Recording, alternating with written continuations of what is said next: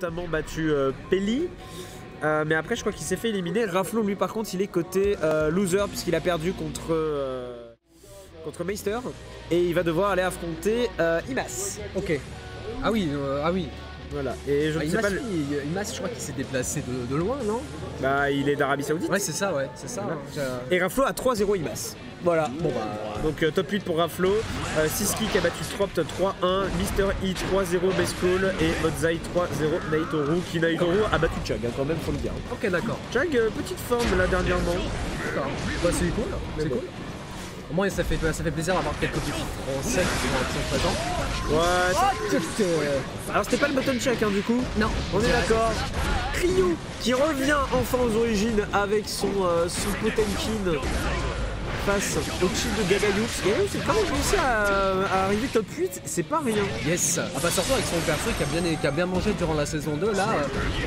Ouais, il a vraiment bien mangé. Du coup t'as certains match-up qui étaient un peu curf pour lui, bah il peut se dire bah tout va bien. Ah ouais, les mix-up, ça va être le nouveau cheat de la saison 2. Les mix-up. Ah il a raté la super, mais c'est pas trop grave, il reste un tout petit peu. Oh c'est bizarre. Oh le saut, il a eu le temps. Il a eu le temps d'esquiver le Potemkin Buster avec le boule RC. Les deux ont fait le boule RC en même temps, mais c'est quand même Gagayous qui aura gagné, GG à lui.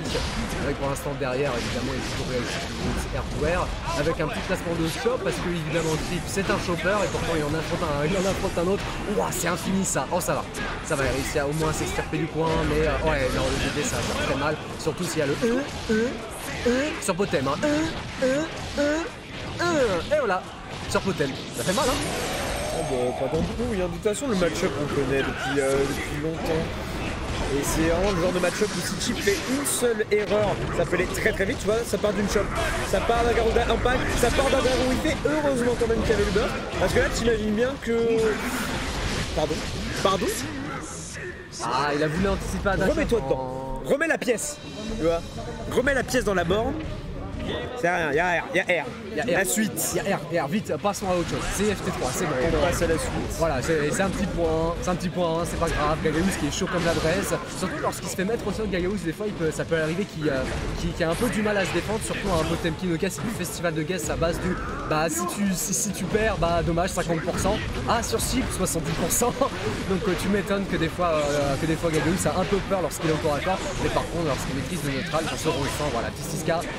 Oui, oh le burst! Oh le burst BT! Oh là là, magnifique! Hein. Et là, grosse avance. Du coup, là, il est en train de débouler Gagayous. En fait, le truc, c'est qu'il connaît bien le match-up Potemkin parce qu'il s'en est mangé tellement pendant longtemps avec la période Paris Fighting League, avec le Tomb, avec tous ces tournois-là. Qui fait qu'en fait, même s'il y a eu des changements, il y a eu un patch, il y a eu des gros trucs comme ça, bah finalement il a juste à apposer le game plan et les fondamentaux, et finalement sur Potemkin ça passe. Ryu il arrive pas à s'exprimer depuis tout à l'heure, il n'a pas eu une seule grosse ouverture sur le perso. Ouais, bah c'est le neutral de chip, c'est stylé ça, c'est le neutral de chip hein, qui empêche de pouvoir tenter quelque chose, parce que il a des boutons qui sont assez lents, Potemkin, du coup il peut se faire facilement win juste avec un sap dash avant, donc clairement c'est extrêmement compliqué pour Potem. Vraiment, la seule chose qu'il a besoin, c'est ça. C'est une mise au sol sur 50% de barre, avec derrière, du coup, la peur d'utiliser ces deux barres là, côté Gagayous, c'est justement, il en utilise une seule, belle défense pour l'instant, mais ça peut être un petit loop assez violent, la barre de risque en plus de ça, la prochaine ouverture risque d'être assez violente, ça va, c'est une double touche, pas de mise au sol sur le méga fist arrière, dommage. Deux fois il se fait schmix-up. Oh, deux fois il se fait schmix-up, et à chaque fois, c'est Gagayous qui gagne. Hein. Oh, c'est dur, coup dur. Encore plus dur, c'est de te dire que là, t'as quand même Gagayous qui est en train de faire son retour sur Guilty. C'est parce que si jamais il arrive à faire une performance sur ce tournoi, je te jure, je veux qu'il s'inscrive à d'autres tournois parce qu'avec tout ce qu'il y a cet été, si on ne le voit pas, je pète un câble. Ah bah oui, hein, il avait des petits problèmes de manette. C'est pour ça qu'il était pas forcément présent. C'est bon. La nouvelle manette était mal. Ah bah oui, il paraît.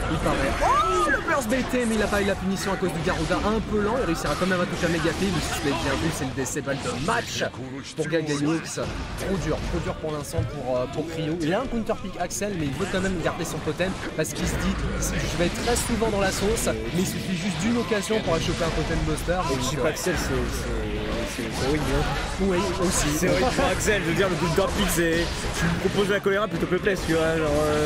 Je sais pas. Oh!